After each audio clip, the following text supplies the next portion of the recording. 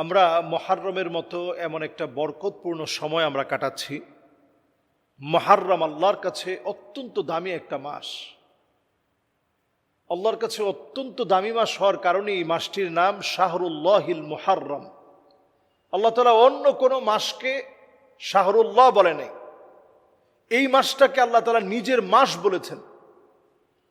এই মাসে আল্লাহ রাব্বুল আলামিন এত বেশি মানুষকে দামি বানান, এত বেশি মানুষকে আল্লাহ তাআলা দয়া করেন। নামের দিক থেকে যদি আমরা লক্ষ্য করি, মুহররম, প্রথমের এই মিমটি মাজদুল্লাহ, আল্লাহ রাব্বুল আলামিনের শ্রেষ্ঠত্ব, আল্লাহ তাআলার অপার দয়া আল্লাহ তাআলা এই মাসে আপনাকে দিবেন।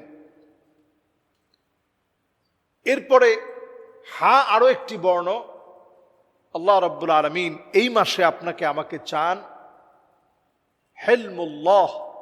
আল্লাহ রাব্বুল আলামিন যে ধৈর্য আল্লাহ তাআলা ধরেন, এই ধৈর্যের জ্ঞান আল্লাহ রাব্বুল আলামিন আপনাকে, ধৈর্যের সম্পদ আল্লাহ তাআলা আপনাকে মুহররমে দান করবেন। এরপরে এবং রিফাতুন ওয়া রাহমাতুন, অজস্র রহমত আল্লাহ তাআলা এই মুহররমে আল্লাহ তাআলা আপনাকে দান করবেন।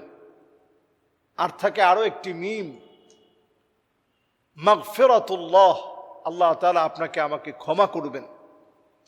নবী আলাইহিস সালাতু ওয়াস সালাম বলছেন, আফদলুস সিয়াম বা'দা রমাদান, আল্লাহর কাছে রমজানের পরে সবচেয়ে গুরুত্বপূর্ণ দামি রোজা হচ্ছে সিয়ামি ইয়াউমে আশুরা, অথবা সিয়ামু ইয়াউমে আশুরা, আশুরার দিবসের রোজা আল্লাহর কাছে সবচেয়ে দামি রোজা রমাদানের রোজার পরে।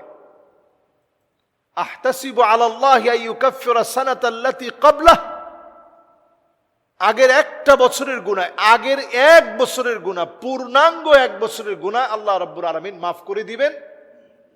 সুবহানাল্লাহ, শুধুমাত্র একটা রোজার মধ্য দিয়ে, এই মুহররমের রোজা। সুতরাং মুহররমে শুধুমাত্র আমরা আশুরার দিবসই রোজা রাখবো না, আমরা আগের একদিন পরের একদিন আমরা রোজা রাখবো। যদিও ইহুদিরা এখন এই রোজাটা আগের মতো রাখে না, তারপরেও নবী আলাইহিস সালাতু ওয়াস সালাম আমাদেরকে বলছেন তাদেরকে তোমরা অনুসরণ করবা না। যদি কেউ একান্ত না পারে তাহলে একটাই রাখবে। একটা রাখাটা এটা মাকরুহ, অপছন্দনীয়, মাকরুহ বা অপছন্দনীয় হওয়ার কারণে আমরা একটা রাখবো না, বরং পারলে দুইটা রাখবো। আগের একদিন অথবা পরের একদিন মিলিয়ে আমরা রাখবো। আমরা মুহররমের এই মুবারক আমল আমরা কেউ ছাড়বো না। ইস্তিগফার পড়বো ইনশাআল্লাহ, লা ইলাহা ইল্লাল্লাহ, ইস্তিগফার, সুবহানাল্লাহ, বিভিন্ন সুন্দর সুন্দর আমল দিয়ে, দান সাদকা, কোরআন তেলাওয়াত সহ ইবাদত বন্দেগীর মধ্য দিয়ে এই সময়টা আমরা কাটানোর চেষ্টা করব। আল্লাহ আমাদেরকে তৌফিক দান করুক। আসসালামু আলাইকুম ওয়া রাহমাতুল্লাহি ওয়া বারাকাতুহু।